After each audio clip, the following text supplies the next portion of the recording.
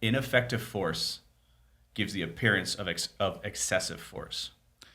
And like, if you think about it, like if you're watching these videos of these people doing ineffective force, like maybe they're just punching this person in the face, like that's they do it multiple times. Okay, if it's not working, it's ineffective force, and now it looks like it's excessive because you're doing it over and over and over again.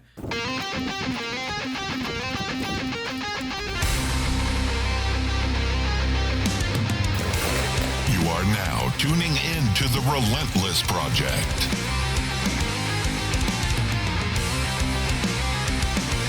Real people, real stories, real life.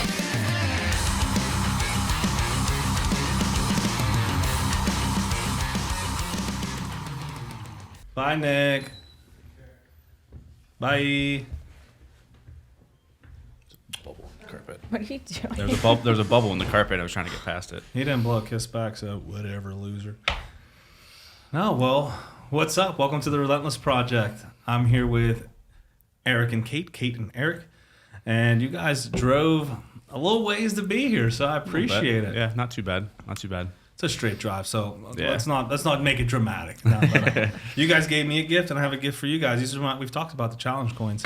I forgot to bring ours. Oh, Yeah, we got it. We'll give it to you at the event. It's the official Relentless Project challenge coins and little stickers, so you can put on and scan the QR code. It takes you to the website. Awesome. Love it. Little shameless plug there. For those of you who don't know, so they are, well, I've never done, this is the first episode with two guests at the same time. Oh. So I'm about to be like, but it'll be fun. Eric, been a cop for officially a decade now. Officially a decade as of March. Miss Kate, business mind. I've done my research on you, but entrepreneur, owner of Sozoaid. That's correct. Look at that. Seminar stack, and both of you kind of volunteer and assist your time with Adopt a Cop, and we're going to talk. I volunteer. She's the official program I'm director. program Yeah. director now, yeah. She's the one. She's the one behind bees. all the emails and the Instagrams and stuff. That's her. Oh, Yeah. okay. So I was like, Adopt a Cop just shared my stuff. It's me. It's Kate. Still prideful, very prideful. Well, I appreciate you guys for coming on. Yeah, thanks for having us. I think both of your stories, individually and together, are very interesting, and I've always shied away from partnering with companies or getting affiliated with, because I like things a certain way and I do things a certain way, and I never want to quote unquote sell out. But what you guys are doing is something I vibe with, and what I thought would be like just talk about Adopt a Cop, and turned into a little more hands-on, which I'd love to do. Yeah. You say as you're wearing our t-shirt. Yep, it's a cool t-shirt. It's a good t-shirt.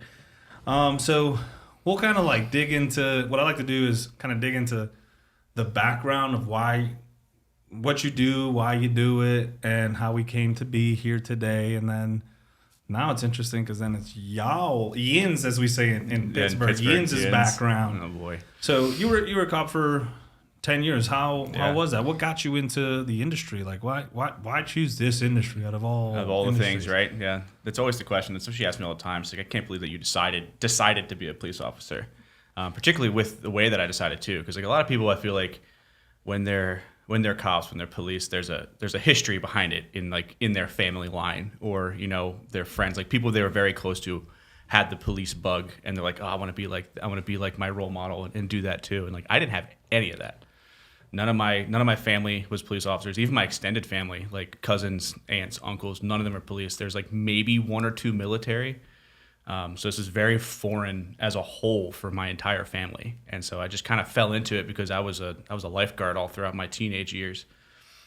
Service, getting the tans, doing the thing, saving a lot. I didn't do that, no, but I'll probably get skin cancer later on because of the lack of sunscreen that I've used over my years. But so I was a lifeguard for a while, and that kind of gave me a very, very small taste of like emergency services. I mean, you're still responding to emergencies. Someone starts drowning, you got to save them, So I got that little bug a little bit, and then went to college and started learning about criminal justice because I majored in that, and then just fell in love with police as I was studying it in a classroom setting. I was like, yep, this is what I want to do. All right. And how did you, like, was this pre-wife, post-wife, during wife? It was pre-first wife. Oh, Yeah. you're a cop. I'm a cop. Yeah. Guilty. Yeah. Sometimes you just got to get it out of the way. You know? Yeah. Yep. And that's actually what I've said too. Like, I feel like the first wife led me to the correct wife. Well, I don't mean to joke about that. There's a lot of people online who, but in my experience, you kind of, you go with it with the right reasons, but you kind of go it selfishly. I feel like some of us that don't make it the right way the first time, you go in with a selfish mindset, and then you learn, man, this isn't how I should have gone about it, and then you find Kate. Yep. Exactly. Here she is. And I feel like the only way that we work too is because of Kate. She was very, very upfront with me when we first started dating. She was like, just right out the gate, I think it was on like date 2 or 3. She was like, hey, listen, like if you're not going to stick around, she's like, then don't waste my fucking time. And I was like, like, shit. I was like, all right. I was like, well, hey, it's like, just so you're aware, I was like, I'm still technically married and going through a divorce. So like, you're going to have to wait at least a little bit until that's finalized before us to do stuff. And she's like, all right, cool. Like, let's kept that line of communication open literally from the very beginning. Well, and that's important with everything you do. You got to be upfront and real. And like, I'm learning, like, my excuse in the past was like, spare someone's hurt feelings, right? Like, oh, I'll deal with it. And I learned is like, well, you're kind of hurting them by not being upfront and honest with them. Like, hey, I'm not being everything you need me to be, and I don't feel you're being everything I need to be. And we've reached a point that none of us are giving, so part is friends. Yeah, Yep. well, that's how it should be. That's how it should be. That's yeah. how it should be. It's not always like that. Ideally. And you, Miss Entrepreneur Brain, how did you get to?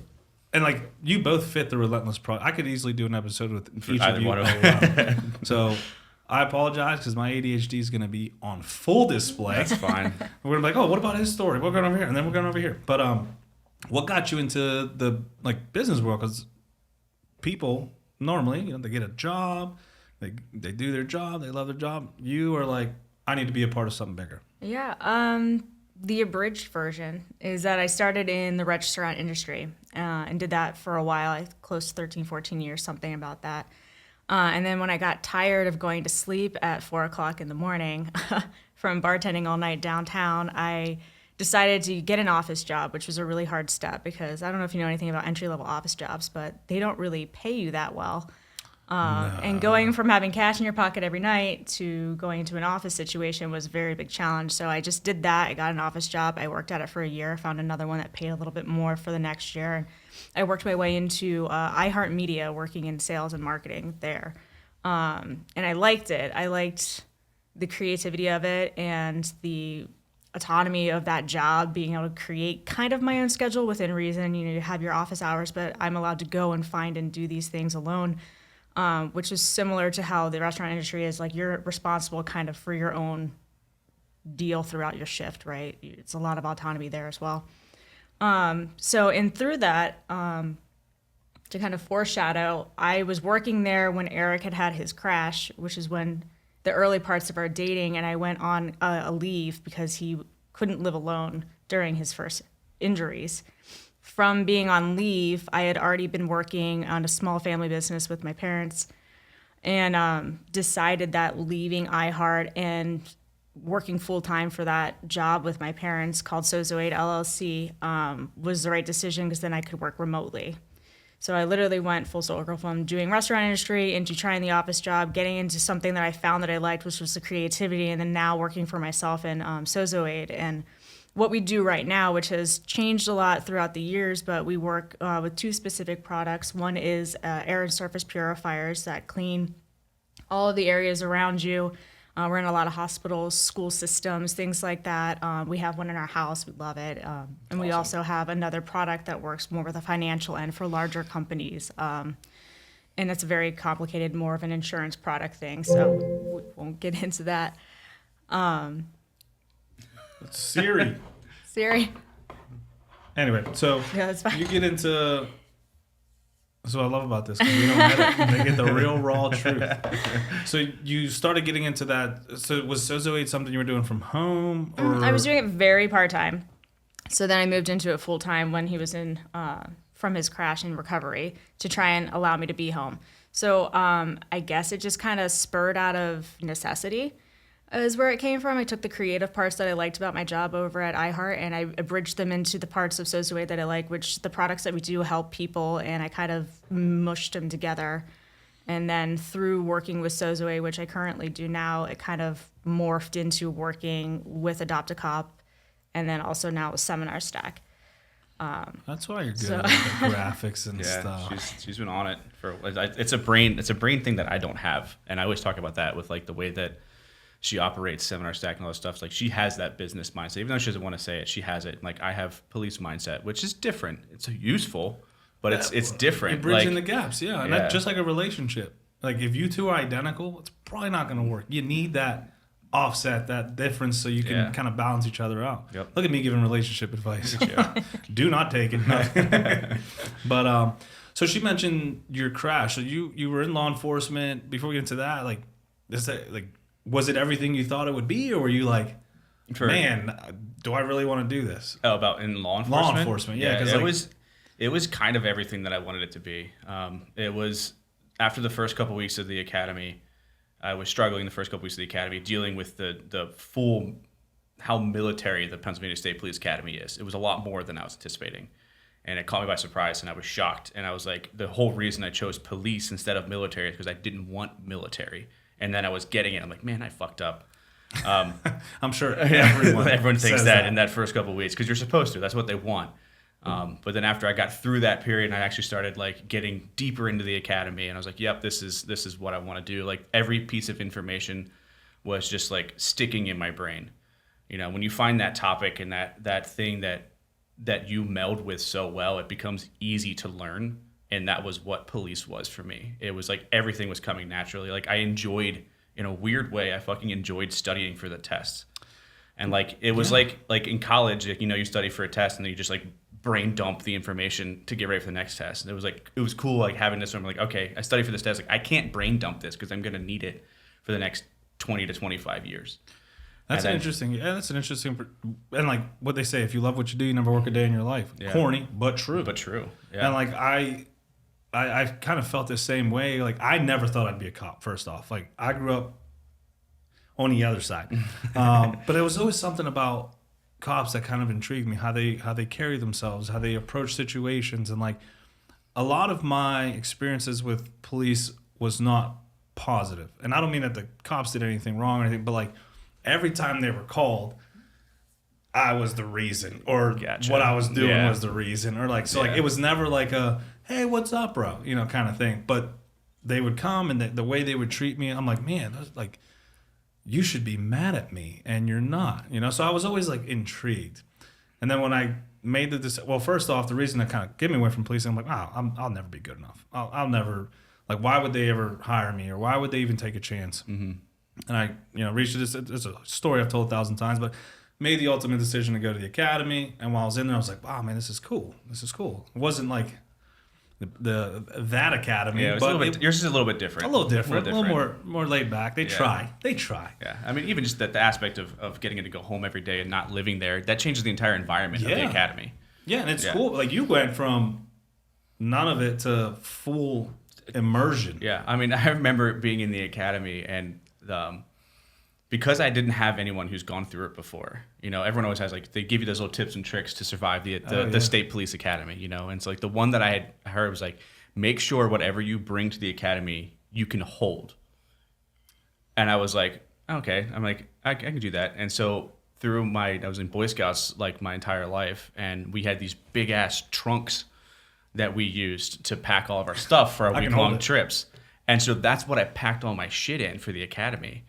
But I didn't realize, I thought they meant when you hold it, it was like literally just the physical, like moving it from your car into your room in one trip. Not that I would have to stand there in the snow of March holding all of my gear while they yell at me. And so like everyone's getting out of their car. They've got like their military backpacks and like their duffel bags and stuff. And like I'm a dumbass with a big plywood trunk that I'm holding with all of my gear in it. And so like, of course I got then targeted by every instructor, be like, I want to make sure this guy drops his trunk. Well, that's what happens. They're like, we're going to stand in line for a little bit longer. Yep. And so like I was in the beginning of the line, and like you had to go through the line. They did like an inspection to get to go into the academy. Well, when I went to go to the inspection line, I tripped on their cone, because I couldn't see it. So I knocked their cone over. So then, of course, like, okay, of course, the dumbass with the trunk just knocked over my cone. I'm going to make an example out of him. They made me drop the trunk, do 20 push-ups, pick up my trunk, pick up the cone, and then set me to the back of the line. And so then I was like, God damn it. In our academy, it's funny because we get there, it's a classroom setting, right? And I'm in the mindset of like, oh, this is going to be like crazy, right? Because I've never been around policing or anything like that. I went to basic, but like, I didn't think it was going to be like basic. I thought it was going to be similar, but police-wise. Yeah. So we're in the classroom, instructor comes in, we all stand up, we sit down, he's talking, and then a kid comes in late. Oh, and I was like, I've been to college, like, you're just going to sit down. Nope. We all had to stand up and watch him do push-ups, and I was like, dude, I never want to be that guy. Never want to be that guy. So I was like, I'm going to be early. I'm going to keep my mouth shut, because now he has the attention of the instructors, kind of like you. Yep. You did a thing where like, he's a heat-seeking missile. Yep. And he, so I tried everything to be out of that, and then they're like, hey, we like your style. You want to be the captain? I'm like, fuck, dude. It's kind of going against my plan here. Yeah. But policing was everything that I wanted to be. Once I got out and on the road, I really started hitting my stride. I loved it. I became an FTO within a year of being out of the academy, and I was kind of like voluntold to be an FTO because of the need, but I still thrived in it. I loved being an FTO, and then went from there, moved up to Harrisburg and transferred stations, and then was loving it. Was hitting my stride. I got to be an SFST instructor, and then got accepted into DRE school and became a DRE. And then about 4 months after I became a DRE is when the crash happened, and it altered my life and career path entirely. Which, if you don't know what DRE school is, so I am also an SFST instructor. And I was like, they pushed like, oh, you can go to DRE school. Yeah. Then I saw what that entailed, and I was like, you know what? It's for thee, not for me. Yeah, I'll call them. Hey, I need a DRE. And they show up. Why would I want to do that? But it's an intensive class that you did. You made it. Yeah. And then your career kind of just hits a roadblock, for lack of a better word. Yeah. Man, I'm full of puns today. You are. You're killing it. Or a median. Or a median, yeah. Or hits a cruiser. Boom. So your crash happens. Tell us a little bit about that. So I was working the 11 p.m. to 7 a.m. shift, which was my favorite shift. I loved working it. I thrived there. It was heavy enforcement, heavy DUI enforcement. Obviously, being DRE, like I was like living my best life on the midnight shift. And my last call for this shift was at like 6 a.m. and it was for a 2-vehicle crash on a bridge outside of Harrisburg that was very heavily trafficked, particularly for rush hour. And as we were pulling up, we were getting calls that like they were seeing somebody walk down the highway away from the crash. And so we're assuming that this guy's fleeing for whatever reason. We pull up, and the truck that the bad guy was driving was crashed into the median. Like the front end was in the median, and the back end of his truck was halfway in the left lane of this 3-lane highway. And so I was like, all right, well, we got to take care of this truck first. We had no idea where the second We call car... it the fast lane. The fast lane, yeah. We had no idea where the other car was. It's like, we need to get this one moved first, and then we'll track down the other one while we're waiting for this. Is also like during shift change. Like we are literally the only police car. Last call, too. That's the last call. Worst. And so we're the only police car until 7 a.m. when the whole morning shift comes. So like it's just us. And so like, all right, well, we got to handle this. Let's do it. And so we pull up behind the truck, lights on, everything. 6 a.m. I get out of the car. I walk up to the truck. My partner is in the driver's seat. He stays in the cruiser getting the tow, fire, police, all that goodness going. No one's in the truck. Come back to my cruiser, close the door, and then about 5 seconds later, we get hit from behind at what I was told impact was 70 miles an hour. And that impact pushed the cruiser into the rear of the truck that we were behind. And we were parked the normal distance, which is 20, 30 feet from the truck. To literally avoid this from happening? To avoid this from happening. And the impact was so hard that it pushed our parked cruiser into the rear of the truck and pushed in the front end of the truck, of the cruiser. And then I was unrestrained because I literally just gotten in, closed the door, 5 seconds later, hit. And my next move was literally to get out of the car, go to the trunk, open it, and get flares. So 5 seconds earlier, if the crash happened, I would have been pinned between the cruiser and the truck. Ooh. 5 seconds later, I would have been at the trunk of my car, and who knows what state I'd be in from being hit directly at 70 miles an hour and pinned between the incoming car and the cruiser. I probably wouldn't be here We today. probably wouldn't be talking. Yeah.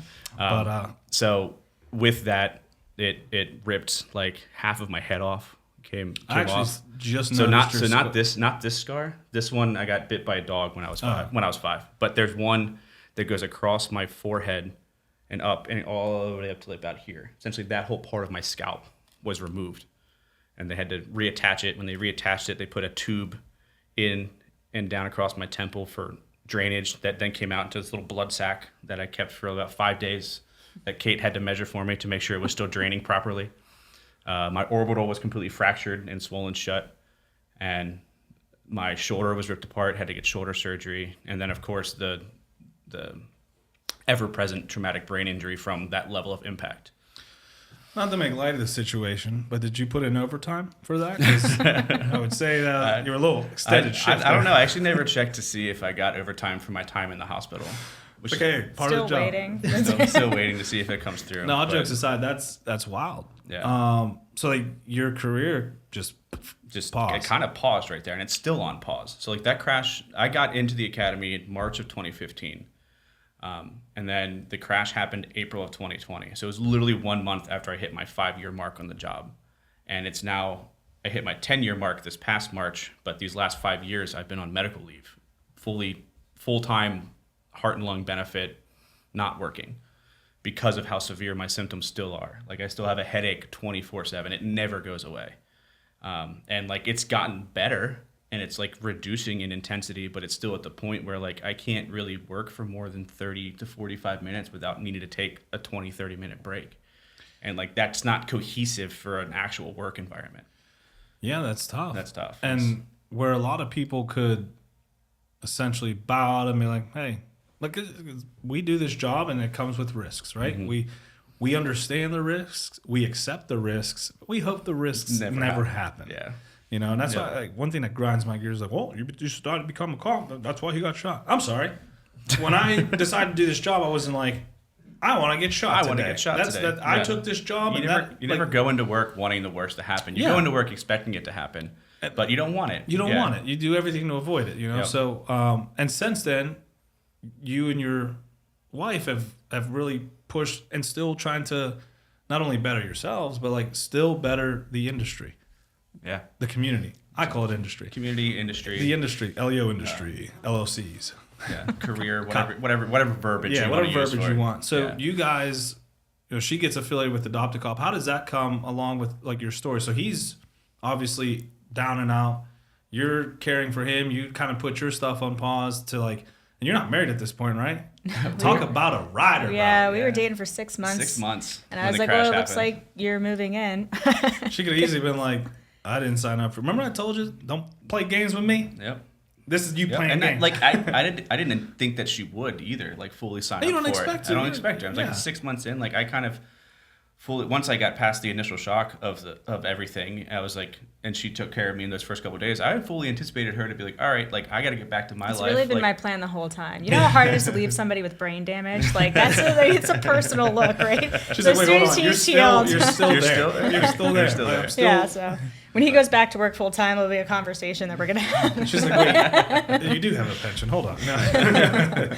But no, that's awesome. So like, well, that's not awesome. That's not all, but yeah. No, so But- we were 6 months in when we started dating, and then kind of just went from there. Yeah, so I guess where that came, like Eric is where Adopt a Cop came from is that Eric is a doer. He likes to be in service. He likes to do things. He loves his job. And when that accident happened, it was taken from him. And, you know, you can say a lot about a lot of people and what they do or how they are based on their medical leaves or their injuries. Eric needs to be able to feel like he still has purpose, which many of us do. A lot of people do, and those who don't probably should. But I was looking for something that would be able to help him grow in his recovery, as well as itch that need to be a cop, essentially, or a trooper. Don't Same want to thing. offend. Same- I know some people get offended, but Officer. officer. It's an ego thing, and it's unnecessary. Well, so I always wanted to try jiu-jitsu. It scares me, as it should, because it's a crazy thing that makes you very vulnerable. And I found Adopt-A-Cop and I read about it and I was like, hey, why don't you apply for this or see what this looks like? So he did. We looked at the program, looked at this. He wasn't accepted because he was still on medical leave. But in that, I was like, let's just go to a class. So we went to a class together. Due to his injuries, like I am Eric's training partner. I'm like his therapy dog. Like he trains with me. That way he's not over rolling. Like we slow down when he needs to slow down. We take the breaks when he needs to slow down. We're very much training at the same speed. So we started doing it. And we fell in love with it. So from there, we just wanted to give back to that charity. We believe in the program and we see all of the ways that it benefits law enforcement. Jiu Jitsu is instrumental in all the things that you guys do. And it's not just Jiu Jitsu, but it's one very big piece. And I think that piece is missing a lot. Guys can go to the gym or they can do their additional training, but I think that piece is kind of what puts it all together. And I think that in us just learning how to do Jiu Jitsu, it's been very evident that this is something that needs to be spread around. And I think that's what, in doing Jiu Jitsu, has now showed us that here's a new purpose that we have together that can continue your recovery and give me another purpose to help both of us grow. Yeah, your creative side, you're pushing, you're helping the industry. You're essentially involved in you're in law enforcement. But you're doing what you're doing. You're kind of finding the purpose. And jiu-jitsu, I'm a huge proponent of jiu-jitsu. And like even before I got involved through Adopt-A-Cop, and I've actually spoken about this a lot before I even knew you two. Glad to meet you. But our department, we were like, hey, like we want to get into jiu-jitsu, and then Adopt-A-Cop just popped up. I'm not sure how, but we all applied, got accepted. Now there's no excuse. Yeah. So I'm looking at gyms, find Stout, shout out Stout. And it was scary experience. I'm sitting there, you're seeing these people roll and like people screaming and sweat and everything, and I'm like, I just gotta do it. I have no excuse. I have to check in. And honestly, I am forever grateful for Adopt-A-Cop because it got me into really leaning into jiu-jitsu. And in jiu-jitsu, one thing that bothers me is when something happens at work and someone's off on leave, right? Medical. And I'm not saying this is for every department, but admins is almost expects you to be laying in bed, out and like don't do anything because you're hurt. Yeah. When what that's doing is putting you back. If I was in charge, I'd be like, hey, without further injuring yourself, go to the gym, hang around, come to the station, hang around the guys and the girls, like still feel part. Like we almost like, okay, they're hurt, like go over there, stay home, and be miserable. No one checks in on them. Like it's like boom, and then if they see you doing something, why are you at the gym? You're hurt. But not like I can still do something within my capabilities. Exactly. And I think jiu-jitsu is very instrumental in that. Like I've been nursing a knee, and like I just went back for the first time in a year, and like my coach, he was like, hey, like you're gonna. My main coach was like, hey, you're not live rolling. Well, you're the fucking boss. Like, which my doctor said not to. He left. So I got the other coach. I'm like, hey, I'm just gonna try one live round. Like we did the techniques and drill, and then it's time for live rolls. I'm gonna try one live roll to see where I'm at. He's like, one round. Mm-hmm. I'm like, oh, got him. So like, but like, I understand my capabilities. That round happened. I felt good. I felt great. But I'm like, that's where I'm at. And I sit out and I watch the rest. And luckily it was only that because then the next day I'm like sore in all my joints. I haven't done this in a year. I'm like, man, but I loved it, but it's like you need to still stay in and stay active physically, mentally, emotionally. Like I think it's very important. And jiu-jitsu plays a huge component in that because you can go in and flow roll or do the technique and learn, still get that experience, and you're not putting your body through anything. Exactly. It's completely scalable. The entirety of jiu-jitsu is scalable, which is what makes it so great in so many different ways. Like when we started training jiu-jitsu, I was in a bad place, like mentally, emotionally, still physically, but it was around the time when I was like, my doctors were in PT were like, all right, we need you to start exercising to kind of see where you're at, to push those limits. And but I still wasn't at work. This is probably like 2 years after into the recovery when we started, and I needed that break, and jiu-jitsu literally helped me get out of that depressive funk. And it's it's almost like its own little miracle worker. And It's therapy. It's therapy. It's therapy in so many different ways. Not to replace therapy. Not to replace Not to therapy. replace, it's an additive, because in this jiu-jitsu I found community, I found friends. Like, Yep. you know, it's so crazy. Like, I've been out of the gym, not out, but like I still associate with people and message them, but like haven't physically been in the gym because I've been doing a lot of other stuff.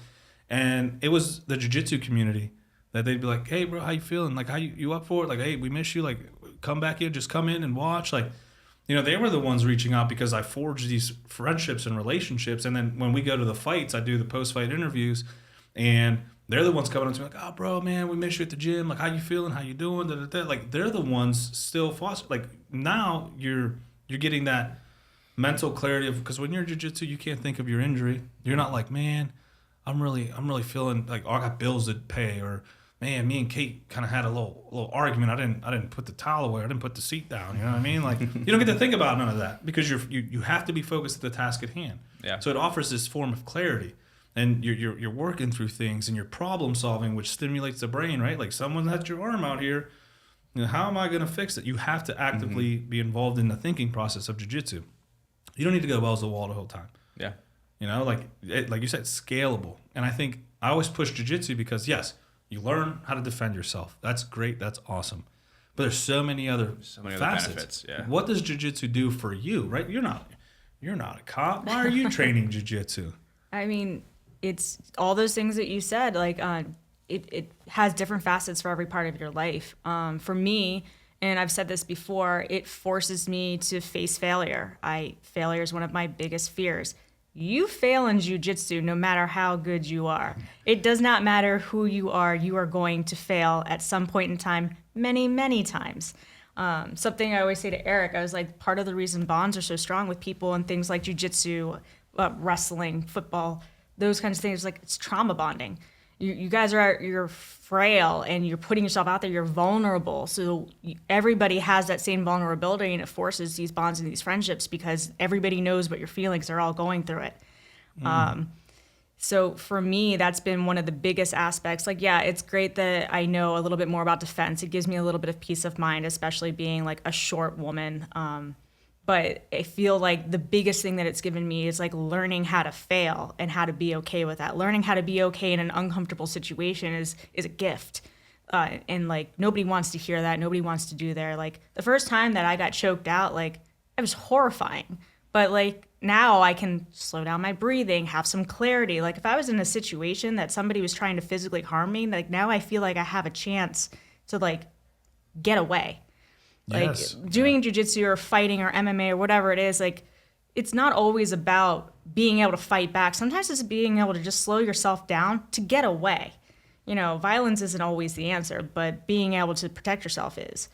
Yeah. Well, and what it does is, you said it slows your thinking, right? Because, and not that I'm the biggest critic of cops. Being a cop, I feel I'm entitled to that because I come with the best of intentions. But when we see these use of force incidents, we see cops who panic. And then they make a decision. And although it may be justified, right? We call it lawful but awful. There was this incident, not to shit on people, Monday night quarterbacking. There's this incident in, I forget where, Grand Rapids, I believe. A cop goes to tase someone. Taser fails. Crazy idea. I know. The taser failed. That's wild. I thought it worked I all hope the time. Taser doesn't sue me, but it wasn't properly utilized. We'll put it on the call. The taser wasn't properly utilized. It failed. Well, this guy now gets a hold of the taser. So now we have a situation where it escalated the use of force because now he can tase the cop and get a hold of his gun. So it goes from a hands-on to like, oh shit moment.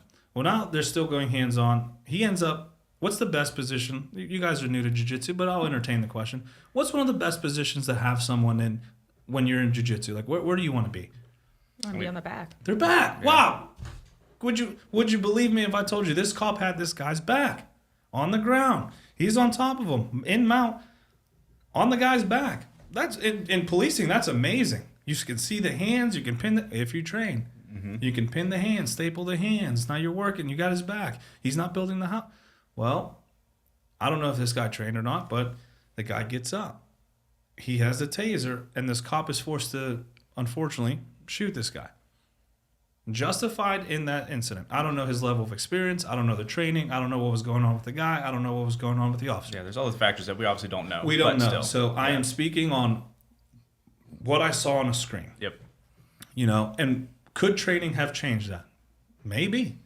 You're getting hands-on. You're able to control the guy. You're able to control his hands. It never escalates the use of force. But based on the situation, the force was escalated. So we as cops can't meet them with the same level. We have to go above so we can, take care of the situation. Yep. If you train, you're able to slow down your thinking because you get punched in the face. You're not in fight or flight mode. You're in that kind of hurt. Like, what can I do to not have that happen again? Like you have more tools on your belt to kind of go through. Mm-hmm. And that comes with a lot of training and a lot of experience and submerging yourself in. I'm not going to say you're going to go take one jiu-jitsu class. I'm like, I'm good. But it's something you're always evolving, right? And like, what do we train a lot in policing? Firearms, right? Because we don't use it a lot, but if we do, it comes with a big consequence. Yes. Right? Yeah. We're accountable for every round. We can't just go, firing away and hope it. No, you have to be very accountable. Yep. Just in case. But we don't approach that same training with self-defense or defensive tactics. Right? It's like, well, I'm a cop. You should listen to me. You should. Doesn't mean everyone will. Yep. Just you carry a piece of metal here and a piece of metal here. That doesn't give you anything extra. Better, no worse than anyone. Yeah. So if it comes to that, would you rather be more equipped? And I think jiu-jitsu not only prepares you physically, but mentally, because you're in uncomfortable situations all the time. Someone's on top of you, smothering you. I'm a big guy. I do that to a lot of people. It's fun. When someone does it to me, I don't like it. I hate it. Yeah. You're sweaty. And now I can't breathe because you're on me and you're covering my mouth because you want to be funny. I don't like it. Yep. But I'm comfortable. Yep. Until I tap. Yeah. Like in jiu-jitsu, you get to do that. Yeah. So you guys get into this together. That's cool. How has that helped your relationship? Like, I just want to take a second to shout out a few companies who've believed in me. These were one of our first official sponsors, so huge shout out. Today's episode is proudly sponsored by Carbo Jewelers, established in 1997 on the values of honesty and integrity. Whether you're searching for the perfect piece, need expert repair services, visit Carbo Jewelers in Newark's Ironbound District, where your jewelry is always in safe hands. This episode is also brought to you by Continental Jewelers, proudly serving Hudson County, New Jersey since 1964. Whether you're seeking a timeless piece or need expert repairs, they've got you covered. Visit Continental Jewelers, your trusted source for all things jewelry. You can find them on Instagram at Carbo Jewelers or online at carbojewelers.com. Lastly, big shout out to Carbo Trading. Besides coins, precious metals, and jewelry, if it could be traded and collected, he's probably got it. They can be found on Instagram at carbo.trading. You can find all of our sponsors out online on our sponsor page at therelentlessproject.com. I mean, like leaps and bounds. Like our relationship was already strong because of the way that we went into the relationship together. Trauma bonded, and awesome. Then we trauma bonded through my trauma bond. near-death experience helped it a little bit too, and how that was handled. But like jiu-jitsu was kind of like that final glue that kept us together, because it's one of those things where you always want to have like a shared hobby or something that you can really get down together with your partner, whatever that might be, some shared interest, and it's a different thing when that shared interest is literally fighting one another. Like that's a different level of interest. That's a different level of fun in its own way. What do you guys like to do? Violence. We like violence. We like violence with each other. But it's cool. Like it's opened a whole different avenue of things for us. Like we liked watching UFC together before. Now we like watching it even fucking more. Yeah. Because like we're like, I know what he just did. We did that in class 2 days ago. That was an omoplata. Yeah. Everything is an omoplata. Everything's an omoplata. So like it opened up that different avenue. Like now it's for date nights we'll find a fight somewhere and go out to dinner and then go watch the fight and then come home. Like it opens up a different avenue. Go on a podcast just so we can go to a boxing match. Yeah, like date night tonight. Exactly. And I'm the matchmaker. Yeah, but that's a whole different avenue of the relationship that people don't think about. Like it's a shared hobby, but like this hobby is so much more than just like watching football together. Like we're watching jiu-jitsu together, we're doing jiu-jitsu together. We're always talking about it because like it's kind of like CrossFit in its way. Like if you do jiu-jitsu, you always talk about It's jiu-jitsu. annoying, right? It's annoying, yeah. But I love it. But I hate CrossFit, but I love jiu-jitsu. We'll never stop trying to convince our friends to do jiu-jitsu. Like we got mats in our basement now, so we can do jiu-jitsu together. We just put like, up a heavy mat. put up a heavy bag so we can punch shit now too. Like one of the relationships I really look up to, a good friend of mine, James. He's and it's cool that you do the sanitizing thing because he got diagnosed with multiple myeloma, and he's a dude who grows his food, trains every day, defensive tactics. Like amazing guy. And we had to get him. We got him one of these units. I'm not sure if it was that unit, but someone donated a unit to him because they listened to the podcast, which was awesome. But him and his wife train together, and like his living room is a mat room. Yep. Awesome. I remember going over there we were going to do a podcast because he decided like, hey, I want to kind of tell my story. So we go over there and I see the living room is padded up. There's like knives and helmets. I'm like, bro. He's like, oh, me and my wife love to train. And I'm like, dude, for their anniversary, we did a vehicle combatives class. that's Like, awesome. That's cool. I'm like, that's what you did for your anniversary. It's like to wine and dine me. They're like, let's go fight each other. Yep. Cool. Domestics are different because you both can fight and you both can defend yourselves. Yeah. So Yeah. my daughter trains, so I tell them like, hey, if I ever punish you, I know you can fight. So you got to take the punishment. Bring it. Sometimes takes the stress out of like Christmas, right? It's like, oh, let's just get her this UFC card. Yep. Like, what? We're gonna go to Tennessee to go watch UFC, babe. Dude, that's awesome because you guys are growing together, failing together, Yep. and to make light of it, trauma bonding. Right? But like Yeah. that's why camaraderie is so huge in law enforcement and the military and sports. It's because you all have a mission and you're all doing this together, and then you're failing together, you're winning together, you're Yep. working together. The hard lessons at practice, this is all together. Where else in life outside of military and organized sports can you face adversity like that all the time? Like intentional adversity. You're going in there knowing you're going to get beat up, knowing you're going to be in an unfortunate situation, knowing it's going to be hard. Mm-hmm. Like through hardships, you build. Like I always say this, you can't have comfort and growth in the same room. They hate each other. If you're comfortable, you're not growing. If you're growing, you're not comfortable. Probably not comfortable. Yeah. So in jiu-jitsu, that's the perfect metaphor for life. It's like you're going in there and facing hard every time. Yep. And if you're not, you got to pick a new training partner. Yep. But oh, it's awesome. What kind of keeps you guys going? Like you started this, you started with Adopt a Cop, and now we have Seminar Stack. What is Seminar Stack, and how does that tie into Adopt a Cop and policing and pushing yourself? Yeah, so I guess from a business standpoint, actually, Seminar Stack came first. So we knew about Adopt a Cop, liked Adopt a Cop. In that, we wanted to donate to them, kind of give back for the mission because we believe in it. We are not men of means, right? So we decided that instead of just writing them a check, we were going to throw them a fundraiser. We didn't really know what that looked like. So we're like, well, the whole program is about jiu-jitsu and spreading that training for law enforcement. Let's put on some seminars. So we started reaching out to companies and training groups, and we put together Seminar Stack. And what Seminar Stack is literally what it sounds like. It's a stack of seminars. A little different thing that we do from some of the ones that we're familiar with is it's $50 for each seminar that you take. They're 2 hours, and really what the goal is to highlight all these different resources that are available, not only just to law enforcement, but to everybody. We do have a nice lean and focus on the first responder community because we feel like that's important. So there is a police jiu-jitsu seminar. There is a gi jiu-jitsu seminar. There's a no gi jiu-jitsu seminar. There's a handcuffing. So there's things for everybody. It's open to the public. You can take any of them. But Seminar Stack grew out of us trying to donate. So last year was our first year. We were able to write them a nice little check, which made us happy. And then in discussion with it, we're like, that was really great. Let's make a business out of it and grow it.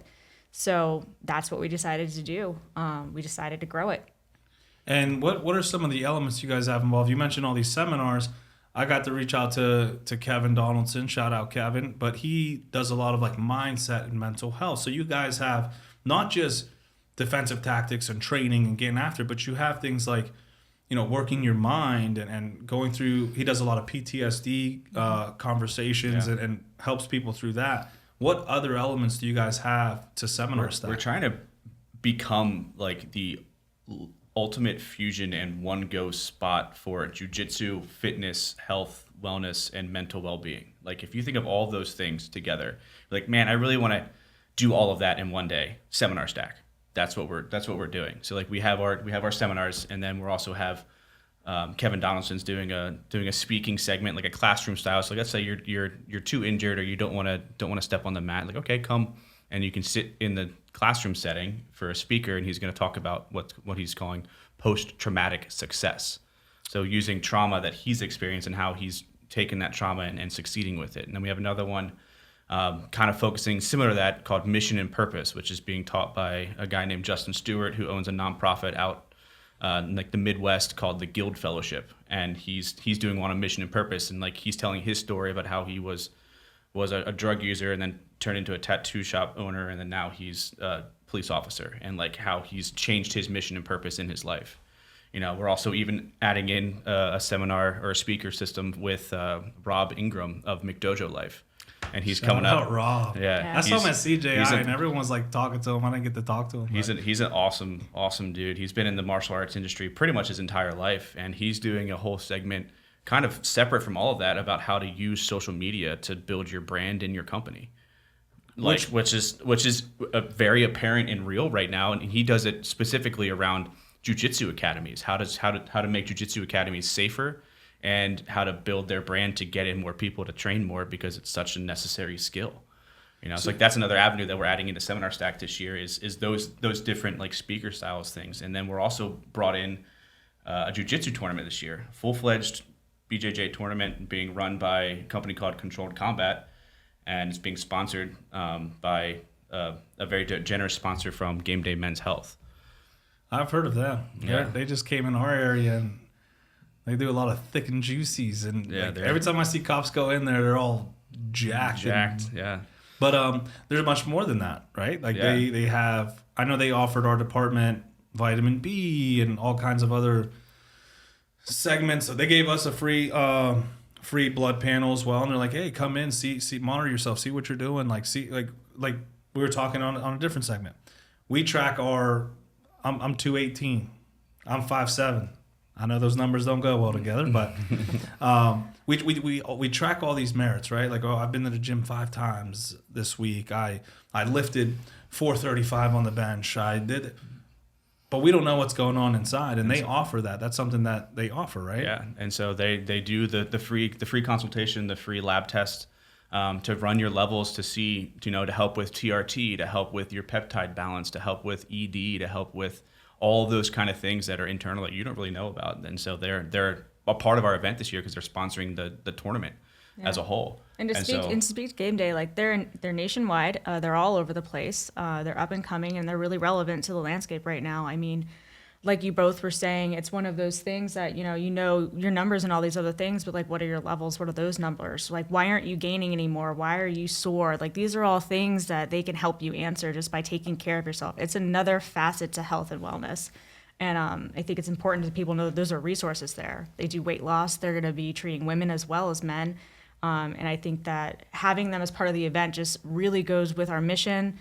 They're there for people to be aware that you have all this access, all these resources all around you. So we're really excited to have them as a sponsor for this event, and all of our other sponsors that are coming as well. Yeah. And so to other things that we're offering at Seminar Stack is you can come and have an entire day completely for free.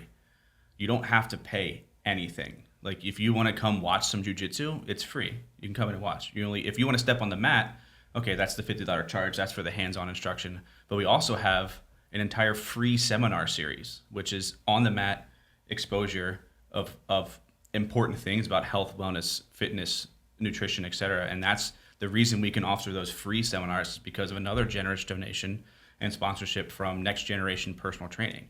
They're a big trainer out in the central Pennsylvania area, some of the best, if not the best. They're awesome. Kate's been with them for like 4 years now, and like they're great people. They support our mission with Seminar Stack, and now they're offering free seminars. And so for the entirety length of the event, so there's a nutrition seminar. They'll go over like what nutrition means, what calories are, and like how to use that to your advantage when it comes to gaining weight, losing weight, muscle, etc. They're doing a mobility seminar, which is about like joint health and joint mobility. There'll be a blind yoga seminar, which is about feeling over seeing when it comes to yoga and stretching, which is pretty cool. So everyone will be blindfolded and go through an entire Takes away yoga the session. shyness. Yeah. I tried yoga once. Didn't look pretty. It Yeah. wasn't pretty. No? Yep. So But honestly, I'd rather lift at the gym heavy because I'm more comfortable. And it goes about doing the hard things, right? Yoga, very hard for me. Like just sitting in a position for 30 seconds, I'm like sweating, and all these 120-pound girls are just sitting there like, this is and I'm over here like shaking, and I'm like, can they see me? Can they see me? Yeah. But so the blind yoga thing might be something I explore. would be cool. Yeah. And then we also have a breathwork seminar all about like controlling your breathing and how to use your breath to your advantage, which is super important for law enforcement. And like, you know, as soon as your heart rate elevates, your breathing also elevates. So being able to control that is like, that's a cool seminar. It's completely free. And it's something we overlook too. Like Yeah. you don't really think about breathing, but when you're in jiu-jitsu getting choked out, what is it? Hey, breathe. Or MMA fights. You guys watch a lot of MMA. Yep. Breathing is something that you remind your fighter, hey, breathe, because that's something we overlook. Yeah. So you guys are offering like a full encompassment of what it means to be just better overall. Be better fitness, Health, mental. wellness, fitness, and jiu-jitsu, right? Yep. And also law enforcement. Yeah, right. Yep. Hats off to the men and women for sure. But like, and then also like at its core, the entire event is a fundraiser. Like I think that sometimes gets lost because of how much we offer. All of it's a fundraiser. We're raising money for Adopt a Cop so they can sponsor more officers and get more officers training. That will then bring more officers onto the mat to come to the next seminar stack. Like we want to raise money to sponsor officers to get them training. So like the proceeds of the seminar ticket that you purchase, of the merchandise you get while you're there, of the raffle tickets that you'll get, of the, you know, donations that you give, all that's going directly to Adopt a Cop, which is going to go directly to officers to get them training in jiu-jitsu. And another cool aspect is you're inviting vendors in the law enforcement world or affiliates. So not only can you come and train and your mind, your body, but you're also, like I know Mobilize, which I'm very familiar with, they're going to be there, right? So now you have equipment, right? Because like one thing in law enforcement we overlook is the equipment we carry, right? You're issued something and it's like, there you are, go off. And if you don't train with that equipment, it could be life or death, or it could be, you know, something that changes your trajectory. But something simple like a knife, right? Like we all carry knives. We're all told carry knives. Why do you carry a knife? To open packages? To like, why are you carrying a knife? I personally carry a knife because if there's a position that I'm put in that I can't reach to my firearm, now I have to resort to that in a deadly force situation. But if you don't train that, you'll never be able to get there in a real life scenario. So there's little things like that we carry, or handcuffs. That's one of the things we overlook. Yep. How are you using your handcuffs? Yeah. Turn around, you pull it out, and then dude turns around back on you. Now you have your Now handcuffs. your in your handcuffs hand. out. Now what do I do? Now what do I do? Yeah. Like we don't little things that we don't train the equipment that we use. Yeah, and so that's other things, avenues that we're adding in this year is we have a handcuffing seminar that's literally about properly taking someone down, applying the handcuffs, and then what to do once the handcuffs are on. Because a lot of people think like, okay, the handcuffs are on, like it's over. Like no, that dude can still fight. You know, he can still kick, he can still jump, bite. How are you putting him in the car? Run. How are you putting him in the car? And also, he's going to go into the guy teaching it. He's going to go into like, all right, you put him in handcuffs. Now he's having a medical emergency. Ooh. Like now, what do you do? Excited delirium. He's handcuffed. Now he's having a heart attack. Fix it. You're a cop. He's your responsibility now. Like, Yeah. do that. It's like that's a cool one we're adding. And then back to your knife thing, we're adding a knife self-defense seminar called Martial Blade Concepts, about someone's like, okay, every cop carries a knife, but most of us see it as a tool. You know, like, oh, I carry a knife. I don't see my knife as a weapon, but it very much is. You know, I see my knife as something I use to cut my seatbelt or someone else's seatbelt or break a window to get somebody out of a car. But like, what if someone else has a knife and they're trying to attack me with it? So we have a seminar being taught by Timmy Ball and Scott Hughes from out in New Jersey called Martial Blade Concepts, and they're going over concepts of how to combat and move the knife around and use that momentum and disarm and all that kind of stuff, which is super important and like something I've never trained before, and I 100% should. I think it's a very cool concept, and that's why I'm so excited about it, because we hear about these companies, Invictus being one of them. I've heard of Invictus. You have to go out to one of their classes, or they'll come up if you host them, like, or these other training agencies. I've been a part of EFC, GST. I've even done Krav Maga. I've done it all, but they're all their own separate things, and you guys are offering almost like a playground of like, hey, we got a lot of these people that you guys know about, see, like, come try them. Yeah. Come try them all. Find which one fits with Fits you and what fits you your want to training do. style. Yeah, which one Yeah, do you like? it all goes back to being a resource. We are by no means experts, but we're aware of the importance of these different kinds of trainings. And if we can show people what resources are available to them, then that's only going to be one less excuse, one less reason not to do it.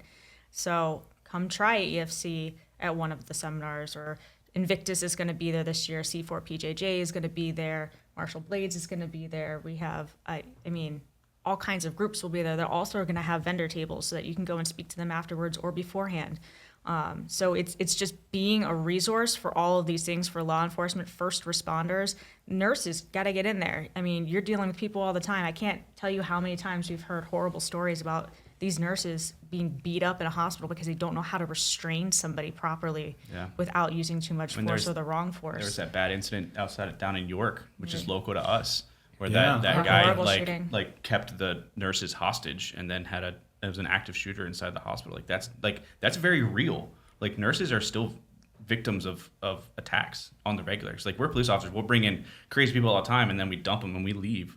Like, And now they're who's left to responsible deal for that? with They're it, left to deal with it. And, like, they don't have the tools, the training and stuff that we do. Like, they don't go over self-defense in nursing schools. Or even security. Or Like, security, before I was like- a cop, I was hospital security, and we didn't have any training. I mean, I was in the academy, but like a lot of the security guards there were not. Yeah. They were just security. So like, we would get called after something already happened. Now we have to restrain these people. Yep. We didn't have tasers, guns, batons, mace. Like, we don't have anything. Yep. We have keys. That's what I had. I was given keys, and I was opening doors for everyone. But then when something happens in a hospital, you're the first line there, right? Like, the nurses and the doctors expect you to take care of the situation. Then when you can't, the police come. But we know time, right? Like 5-10 minute response time doesn't sound like a lot. When you're fighting for your life, 5 minutes is a lifetime. That's forever. Do 5-minute jiu-jitsu round. Let me know how that goes. It's it's too much. It's too much. One of the other free seminars is just a basic self-defense class. That is completely free and open to the public. Everybody should go just take it. Just try it. It's one of the other ones that we're offering by Deepwater Jiu Jitsu. So yeah, there's like no excuse to, and I'm a huge proponent of training in general, right? Like, obviously I'm in law enforcement, so I encourage law enforcement to go out and train. But even if you're not law enforcement, you should be training, because law enforcement might not get there in the time you need them to get there. Yep. You know, like, what are you doing to take responsibility for your safety or your family's safety or your community safety, right? Because we're all a community, right? We're in churches, we're in schools, we're in businesses. If you have an office job, right? Like, if you train and something happens, you can be the person to stop something bad from happening. Yeah.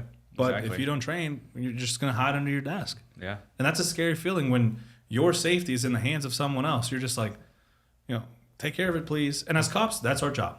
That's why you have no excuse not to train. Yep. Like, people call you for, there's a raccoon in my yard. You have to we were talking about this before. We are expected to solve every problem. And then when you don't solve it to how they wanted you to solve it, even though they called you to solve it, well, why'd you do this? Why'd you call me to take care of it? I took care of it, to the best of my ability. Yeah. But as a cop, you don't have an excuse not to train. Yeah. Like, we do our best to show up. Just be better. Like, I'm not saying you have to be a black belt in jiu-jitsu, but a blue belt alone. That was the whole premise of Adopt a Cop. As a blue belt, you are better trained than the majority of the community. You're more equipped to make that use of force look better. One of my favorite quotes, I saw it through Invictus. I'm not sure where it spawned from, but I have a shirt that says it, and it's awesome. It says, "Ineffective force gives the appearance of excessive force." And like, if you think about it, like, if you're watching these videos of these people doing ineffective force, like, maybe they're just punching this person in the face, like, they do it multiple times. Okay, if it's not working, it's ineffective force, and then now it looks like it's excessive because you're doing it over and over and over again, and it's not getting the result. Jiu-Jitsu helps combat that and make that force more effective, so then it doesn't look excessive. Dude, perfectly said. We just had an incident where there was a guy going through a mental health episode, and we had our department trains a lot, but we went over 2-on-1 takedowns, leg entanglements, all this stuff. Well, this use of force happens, and it's perfectly captured on body cam, almost like someone was recording it. And our officers get there, the dude gets to the ground, and our officers get on. They pull he has his hands tucked, typical.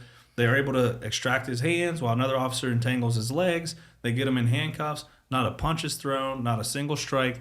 I was like, dude, this is textbook beauty. All the people that responded trained jiu-jitsu. One was like a champion wrestler.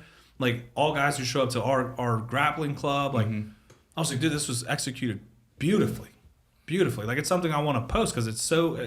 That's how it should be done. I'm not saying every instance is going to go like that, but that's one of those examples that could have easily resorted to someone punching or someone kicking, or because he's not giving his hands, and that's all you know how to do, right? Like as humans, that's what we resort to, just striking. Yeah. But like not a single punch was thrown, and jiu-jitsu was used. Yeah. I mean, sometimes striking is what you need to do and is effective. Like I had one time I was responding to a burglary alarm, and this dude there was supposed to be no one home, and somebody answered the door and then wouldn't give me his identification. He had like 4 knives on his belt, and I'm like, he was being super shady. I'm like, is this like, all right, well, I need to get your ID. He was like refusing to answer. So like I put him in cuffs, and like in the process of putting him in cuffs, he started fighting me back and like ended up going to the ground. And then he like, this was before I trained jiu-jitsu. And he like wrapped his legs around my legs, and I couldn't get my leg free. So I did one swift little pop punch to the face. And at that one punch, he stopped. And like, that was what was the effective use of force for that incident. Yeah, absolutely. And like, I didn't like, God. It was just like, boom. And he responded. Elbow. Yeah. Like he responded to the first one. Cool. Done. And that's important. Like sometimes, and that's what I tell people, like, it's a tool, right? We carry guns. We train with guns. We carry tasers. We have to qualify with tasers. We carry batons. There's a baton class. We have handcuff classes now. But like the defensive tactics, hands-on stuff that we are more than likely to utilize is often like thrown to the side. Yeah. And it just blows my mind. There's no excuse for that. And the excuses I hear is, well, I don't get paid to train. Mm-hmm. Okay. Well, you took a job that requires you to be at your best. Are you doing that? Yes. If you can confidently say yes, okay. I hope nothing ever happens. Mm-hmm. But if you're sitting there like, man, because we had a guy, and he pulled out, I'll just use my gun. Okay.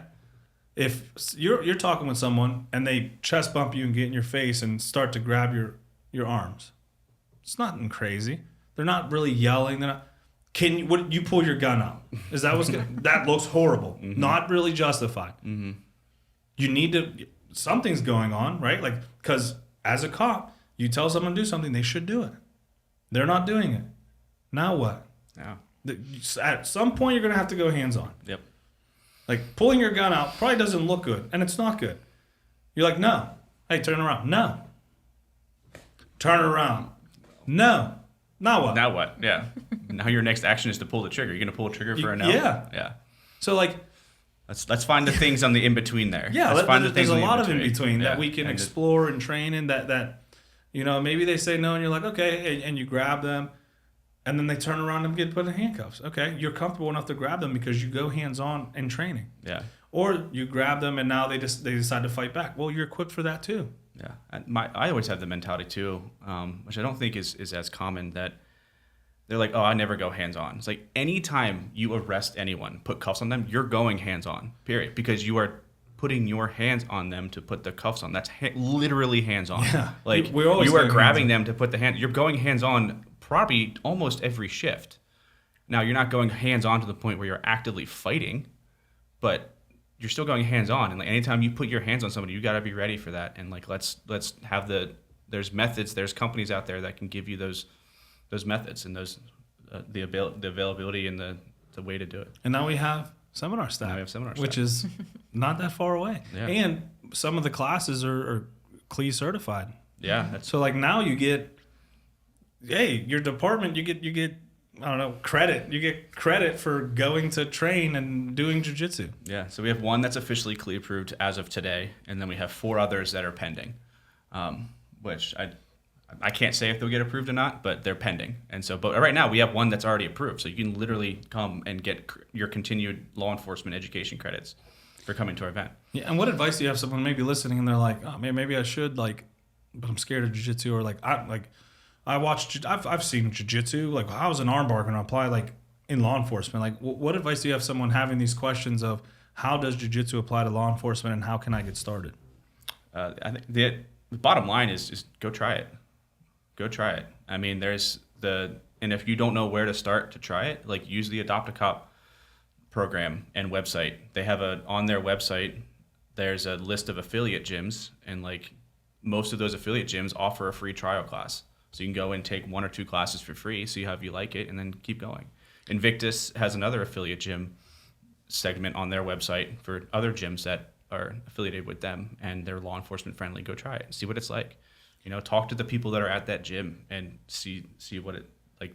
Discuss with them, like, hey, listen, like, I'm a police officer. Do you think this would be helpful?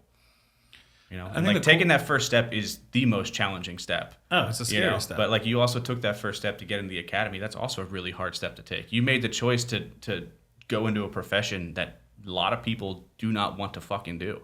So, or a lot of people don't make it out of. Don't make it out of. Yeah. So like, take that extra step and go try something to make yourself better. And I'll say about the Adopt a Cop program, the cool thing about it is like that list, right? Like you have a list of the way it works for us is you sign up to this gym, you pay $50 because this gym has agreed to pay $50. You pay the $50, and if you show up when they ask you to show up and prove your training, you get it back. So it's free. It's free. You know, and like the thing about jiu-jitsu is there's a bad name, there's a bad omen that goes on where it's like, oh, well, I heard about this. Jiu-jitsu is like people. Right? Find your cup of tea. Find your person. Find your gym. There's a gym out there for everyone. I went through few gyms before I found Stout, and I was like, oh, this is definitely the gym for me. Like the culture, the environment. Like one thing I like about them, their instructors are like, they know I'm a cop, so they'll teach something. They'll be like, hey, for you, this may not be as applicable, but you can do this instead. Like you can train. Like when you're going live, try this because it's more effective for you as a cop. You compete. Right, so this is how you're gonna want. Like they tailor their training, although it's a curriculum. They tailor their training to who they have. Mm-hmm. We have competitors. We have people who do it as a hobby. We have cops who are in there. We have an array. We have professional. We have a fight team. So like you're not gonna tell this person, hey, you got to be mindful of your belt and where your gun is. You're not gonna tell a fighter that. You know, so they're teaching similar principles to different array of people, and they're tailoring it to you. So there's gyms out there that will do that for you. You just have to find the right gym. Yeah. Where can people? When is Seminar Stack? How can people, follow you guys online? How can people get involved? Yeah, so I mean, there's plenty of ways to find us. We're on Instagram, Seminar Stack. We also have a website, seminarstack.com. We try to make it really simple to find us. It's going to be this year. It's August 2nd over at the Hollywood Casino in Grantville, Pennsylvania. So that's just outside of Hershey. We're central Pennsylvania. But reach out to us, DM us, ask questions. Honestly, if you even ask on the Adopt a Cop page, like it's going to be me that answers you. I can give you information on Seminar Stack. It is a fundraiser for Adopt a Cop, like we said. And you can go on to adoptacop.org. Adopt a Cop handle. BJJ.org. BJJ.org. Yeah. I always forget that part. Adoptacop.org It's an important is a different nonprofit. It's like you get to pick a cop and be with them for a day. We've heard that a lot. Yeah. Like, do I get to pick my officer that I'm sponsoring? I'm like, no. I mean, it'd be cool, but like, no, you're sponsoring someone. Yeah. Like at the end of the day, you're sponsoring Not someone. scalable. Yeah. We can't do that. I want Ish. Yeah. Like Ish isn't in the program right now. He's graduated. Yeah. He's Ish didn't show up to training 2 weeks in a row. You don't. Ish failed out of the first. He got his blue belt and quit. No. Yeah. I'm still training. But finding us on social media is probably the quickest and fastest way to do it. But we also do have information on our website. Shoot us a message. Shoot any of the other training companies that we've listed, or that you can just Google. Look up Jiu Jitsu training for law enforcement. I'm sure that a ton of them will just pop up for you. And I guarantee that if you send them any questions, they're more than happy to answer you. Mm-hmm. I haven't met any of those people that run any of those companies that have been, more than gracious in giving you time, answers, resources themselves. Eric mentioned advice about going and taking the first class. If you're still nervous to take a first class, what I would give advice for, go research it. Go research why jiu-jitsu or the additional training is good. There's studies there. Invictus has an entire thing on their website that's just studies and why it makes sense to do this, and it's proof. So do the research first, and then when you find that it does help, then go try your trial class. Answer those questions for you. It'll make you less nervous or skeptical going into it. And again, like I said, those companies are more than happy to talk to you about those things. As cops, we like buy-in. We like why? And I always notice that, especially when I'm like teaching at an academy or a different group. Like you don't owe me anything, right? So I want to prove to you why I should be here. And like I always tell people, I don't know it all. I'm not the end all be all. There's a lot of people who are a lot better than me.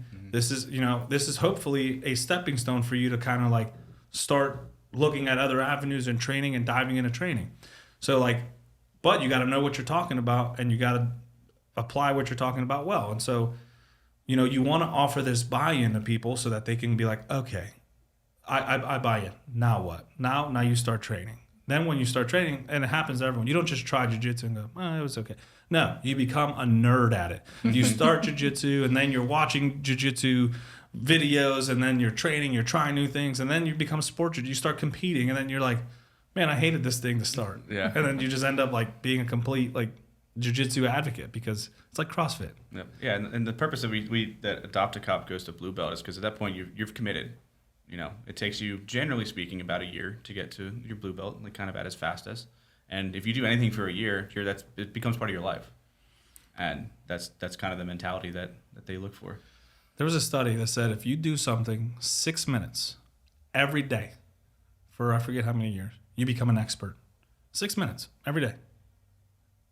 If you go to a 1 hour class every week for jiu-jitsu, you're going to be good at it. Mm-hmm. And you're never going to, even now as a blue belt, like all I wanted was my blue belt, right? I want to graduate. I want to be a blue belt. Like that's what it takes. Then you become a blue belt and you're like, I want to be a purple belt. And then you become purple. Like I got to be a brown belt. And then you become a black belt. And then you're like, man, I want to teach people. And I want to teach people. I want to share this knowledge. Yeah. So like it's you never get enough of jiu-jitsu because there's so much out there. There's sport jiu-jitsu. There's jiu-jitsu for law enforcement. There's jiu-jitsu for nurses. Jiu-jitsu for teachers. Like, right, you have a kid going through something at school. Like, you want to make sure they're safe, make sure everyone else is safe.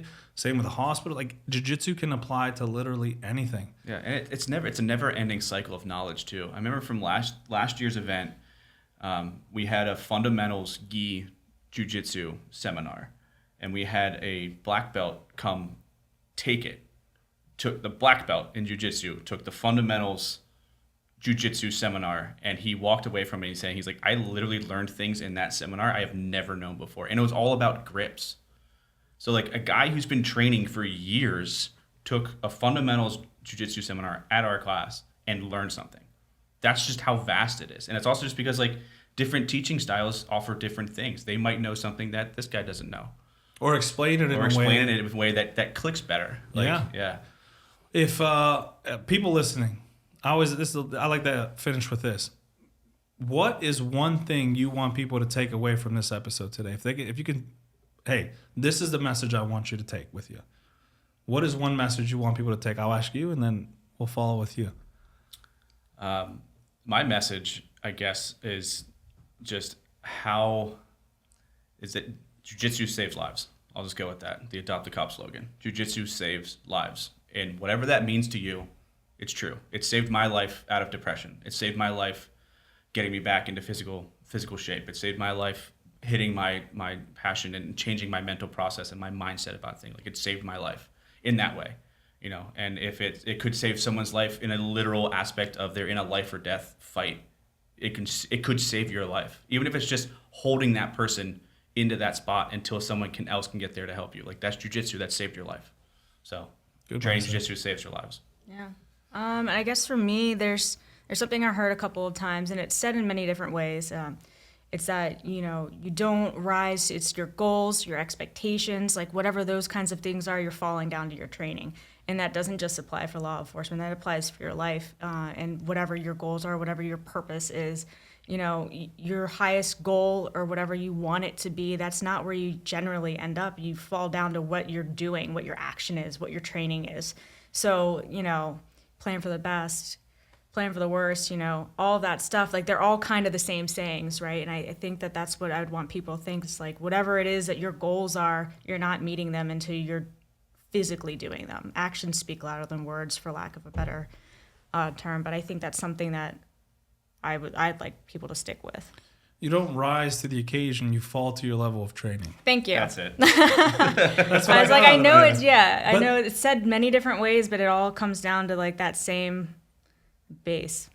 Yeah, no, it's true. Because like, especially I'll apply it in law enforcement. And you're like, oh, if this happens, this is what I'll do.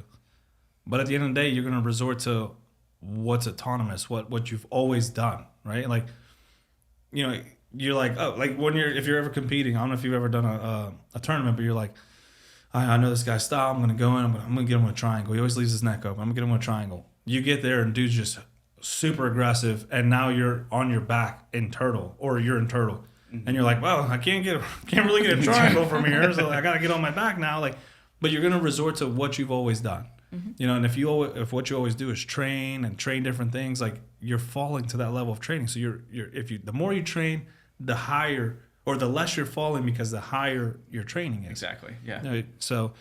Yeah, that's a good one. Both good ones. Man, I'm going to have to choose both of them for the end.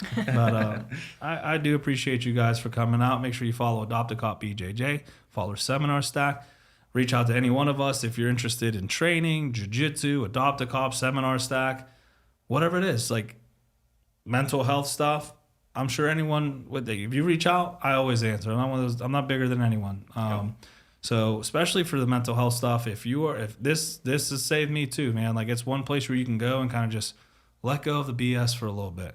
It'll come back after, but then you go again, and you learn to deal with things better because you're facing adversity and you're pushing yourself, and you're a part of something a lot bigger than yourself. Yes. So highly recommended. Thank you guys for coming out. I can't wait to hang out with you guys later tonight at the fights. Yeah, we're excited. It's the one with Eric and Kate, and we're out. Later.